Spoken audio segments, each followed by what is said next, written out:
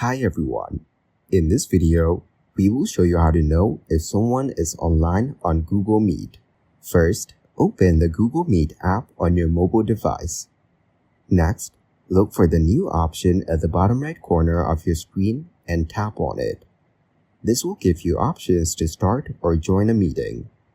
Now, tap on Create Link to generate a meeting link. Then tap on Join Meeting to enter the session. After that, tap on Join to officially enter the meeting.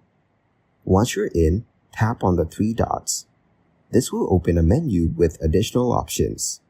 Finally, select Activities from the menu. From here, you can check if someone is online in the meeting.